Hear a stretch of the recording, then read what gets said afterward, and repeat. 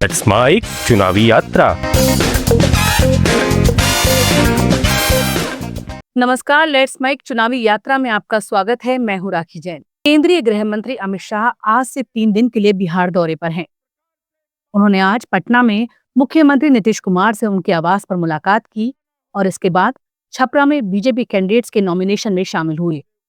वहां उन्होंने सभा को संबोधित किया। शाह ने इस दौरान लालू परिवार पर जमकर निशाना साधा, लोगों को जंगल राज की याद दिलाई। कहा कि हम 20 साल के सबसे बड़े बहुमत के साथ बिहार में सरकार बनाने जा रहे हैं। लोगों से एनडीए को वोट करने के लिए मुट्ठी भी बंधवाई। शाह ने लोगों से कहा कि आप बिना डरे, बिना किसी दबाव में आए एनडीए को खुलकर वोट कीजिए। बिहार में विकास सिर्फ हमारी सरकार ही कर सकती है, दूसरा कोई नहीं।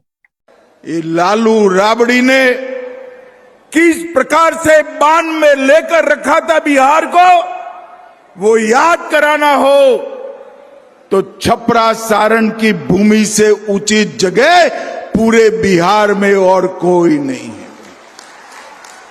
और एनडीए का जो लड़ाई है, नीतीश कुमार जी का जो लड़ाई है,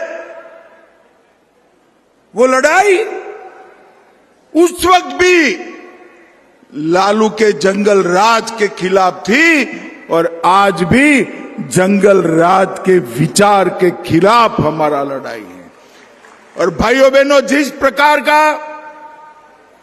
माहौल बिहार में बना है, में मीडिया वाले बैठते हैं, मिलते हैं, पूछते हैं, मैं बताया नहीं इनको मगर आज बता ही देता हूं कि एनडीए 20 साल में सबसे बड़े बहुमत के साथ बिहार में सरकार बनाने जा रहा है।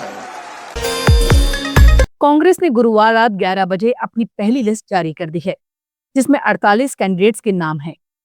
कुटुंबा से प्रदेश अध्यक्ष राजेश राम चुनाव लड़ेंगे, जबकि सीनियर लीडर शकील अहमद कदवा से चुनावी मैदान में उतरेंगे। राजा पाकर से प्रतिमा दास पर पार्टी ने फिर से भरोसा जताया है। लिस्ट में 5 महिलाएं, 4 मुस्लिम उम्मीदवारों के नाम हैं। सोनबरसा से सरिता देवी, बेगूसराय से अमिता भूषण, हसुआ से नीतू कुमारी, कोड़ा से पूनम पासवान और राजा पाकर से प्रतिमा कुमारी को मैदान में उतारा गया है। कांग्रेस की पहली लिस्ट में 11 सिटिंग विधायकों पर भरोसा जताते हुए फिर से टिकट दिया गया है। विकासशील इंसान पार्टी के चीफ मुकेश सहनी ने बिहार विधानसभा चुनाव लड़ने से इनकार कर दिया है। उनकी पार्टी महागठबंधन का हिस्सा है। उन्होंने कहा, हमें राज्यसभा नहीं चाहिए और मुझे डिप्टी सीएम बनना है। अब मैं अपने प्रत्याशियों के लिए चुनाव प्रचार करूंगा। दरअसल कांग्रेस ने सहनी को राज्यसभा सीट ऑफर की थी, लेकिन सहनी इस पर राजी नहीं हुए। उन्होंने कल राहुल गांधी को लेटर लिखा था, वादे के मुताबिक सीट नहीं मिली। वहीं सहनी को आज दरभंगा के गोराबोराम सीट से नामांकन भरना था। बिहार विधानसभा चुनाव के पहले फेज के चुनाव के लिए नॉमिनेशन का आज अंतिम दिन था। भाजपा के कई बड़े चेहरों ने आज नामांकन किया। इसी कड़ी में लोक गायिका और भाजपा नेता मैथिली ठाकुर ने अलीनगर विधानसभा सीट से नामांकन दाखिल करने के बाद एक जनसभा को संबोधित किया। सभा के दौरान मैथिली ठाकुर ने परंपरागत छठ गीत गाकर लोगों का दिल जीत लिया।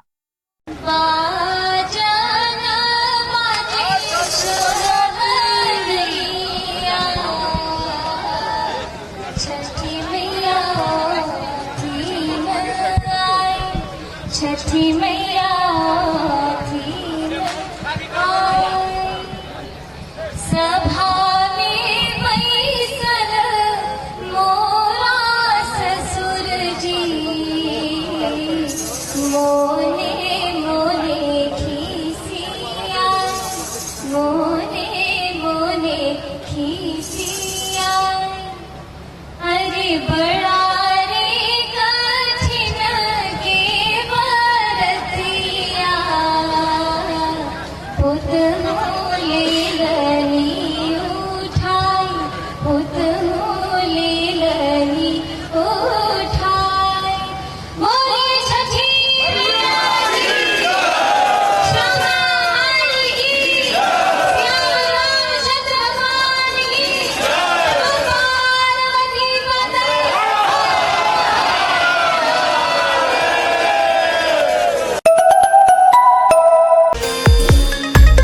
बात राजस्थान उपचुनाव की। बीजेपी ने अंता विधानसभा उपचुनाव को लेकर मोरपाल सुमन को प्रत्याशी बनाया है। वो 12 पंचायत समिति के प्रधान हैं। मोरपाल की स्थानीय होने के साथ ही लो प्रोफाइल नेता की छवि है। इसके अलावा वो जातिगत समीकरण में भी फिट बैठते हैं। लंबे मंथन के बाद मोरपाल के नाम पर पार्टी के सभी नेता एकजुट हुए, जिसके बाद उन्हें टिकट मिला है। कांग्रेस ने यहां से पूर्व मंत्री प्रमोद जैन भाया को प्रत्याशी बनाया है। वहीं नरेश मीणा निर्दलीय चुनाव लड़ रहे हैं। ऐसे में इस सीट पर त्रिकोणीय मुकाबला होने की संभावना है। प्रभुलाल सैनी भी टिकट के दावेदारों में थे। मोरपाल सुमन भी सैनी समाज से हैं। अंता के सियासी समीकरणों को देखते हुए सैनी समाज से उम्मीदवार देना जरूरी था। बीजेपी ने इसी फीडबैक के आधार पर सैनी समाज के उम्मीदवार को टिकट दिया है। मोरपाल वसुंधरा राजे के नजदीक माने जाते हैं। पूर्व सीएम वसुंधरा राजे समर्थक कंवरलाल मीणा की विधायकी जाने के बाद ये सीट खाली हुई थी। कंवरलाल मीणा को एसडीएम पर पिस्टल तानने के 20 साल पुराने मामले में सजा होने के बाद मई से उनकी विधायकी खत्म कर दी गई थी। सीट खाली होने के 6 महीने के भीतर चुनाव करवाने होते हैं। पंजाब के तरनतारन में हो रहे उपचुनावों के लिए आज भारतीय जनता पार्टी के उम्मीदवार हरजीत सिंह संधू ने नामांकन भरा। इस दौरान दिल्ली सरकार में मंत्री व सिख लीडर मनजिंदर सिंह सिरसा अमृतसर पहुंचे। मनजिंदर सिंह सिरसा ने संबोधन के दौरान आप सरकार को घेरा। सिरसा ने कहा कि जब से भगवंत मान सीएम बने हैं उन्हें कुछ हो गया है। उन्होंने कहा कि वो सिर्फ केजरीवाल की बोली बोलते हैं।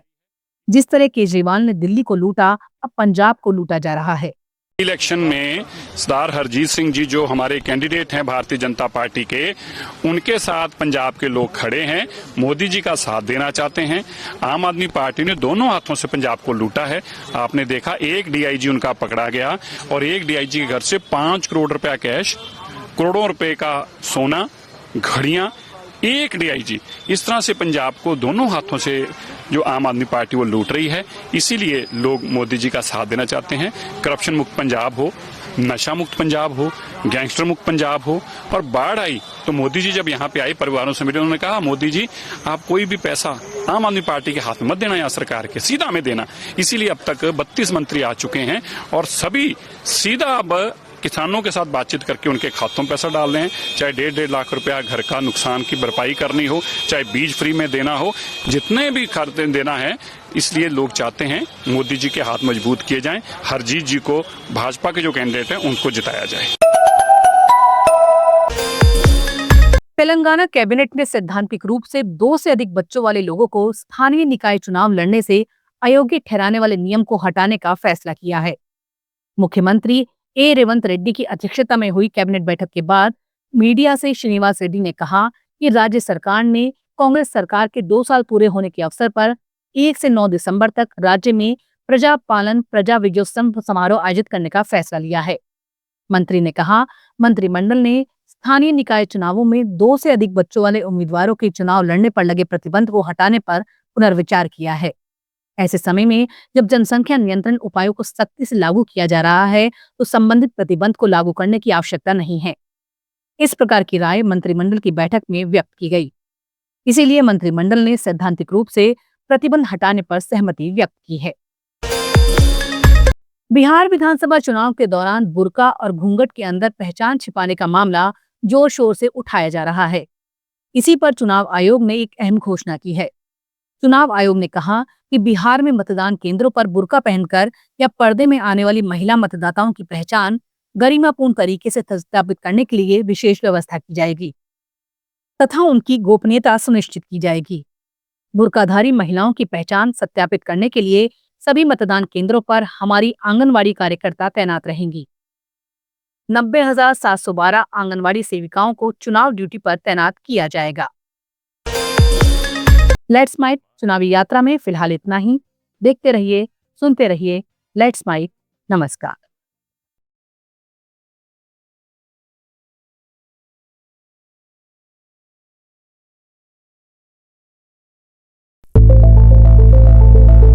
It's time for news. It's time for more than radio. Presenting the first radio news app, Let's Mic.